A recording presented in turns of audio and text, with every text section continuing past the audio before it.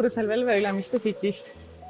Ja Fujitsu Foorumil oli tegelikult kõnetas meid 2 teemat. Üks teema on siis kindlasti inimkesksus. Inimkesksus kogu tehniliste lahenduste mõttes, et tegelikult me ju lahendame inimeste valukohti või probleeme ja me ei peaks lähtuma sellel puhul tehnoloogiast, vaid me peaks lähtuma sellest inimese väljakutsest või murest. Teine teema on kindlasti, mis linna ja linnaku vaatest, Ülemiste City linnaku vaatest on usaldus ja usaldus eelkõige selles, et inimesed oleksid valmis oma andmeid jagama. Sest kui nad jagavad oma andmeid, siis see võimaldab meil oma teenuskvaliteeti parendada või luua hoopis täiesti uusi ärimudeleid. Näiteks, kui me kõik annaksime oma andmeid oma elu ja töökohta, siis me saaksime tulevikus Tallinnas muuta palju paremaks oma transpordisüsteemi, ühistranspordisüsteemi.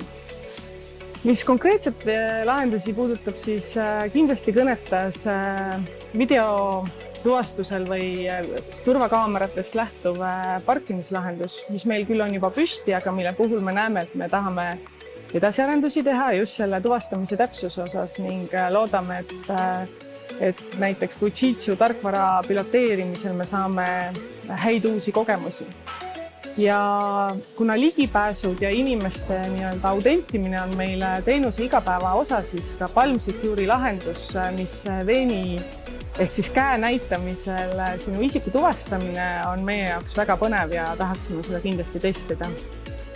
Ja üks teema veel, tegelikult väga tore oli Co-Creation sellise töötoa mõte, kus siis tehnoloogia inimesi kaasati linna teenuste häkkimisse. Et ka seal äkki teeme midagi toredat Fujitsuga koos. Aitäh!